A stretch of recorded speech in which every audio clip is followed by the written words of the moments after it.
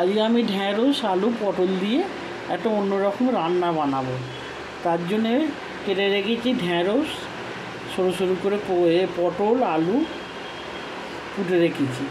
এবার তাতে দেবো বাটনা পোস্ত সর্ষে লঙ্কা বেটে রেখেছি।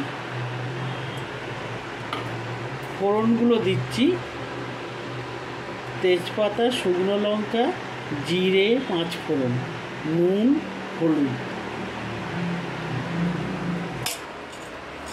কড়ায় তেল দিয়েছি, শুকনো লঙ্কা দিয়ে দিচ্ছি, জিরে দিচ্ছি, 5 ফোড়ন দিচ্ছি,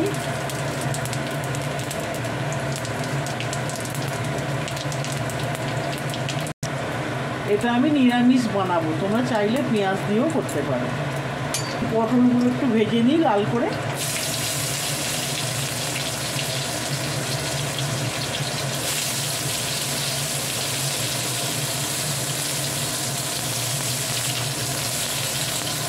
পটলগুলো একটু লাল হয়ে গেলে তারপরে আমি আলুটা দেবো।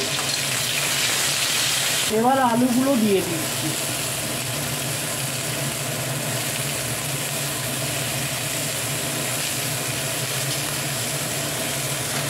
আলুগুলো দিয়ে দিলাম।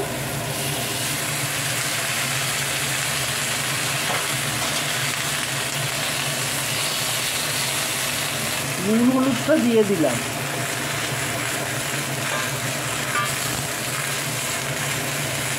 সর্ষে পোস্ত বাটা লঙ্কা একসঙ্গে 3টে বেটে রেখেছি, এটা দিয়ে দিচ্ছি।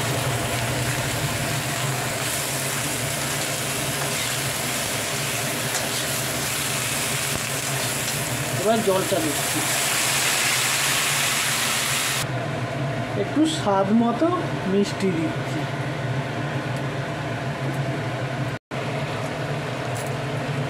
দেখো আমার ঢ্যাঁড়স আলু পটল পোস্ত হয়ে গেছে।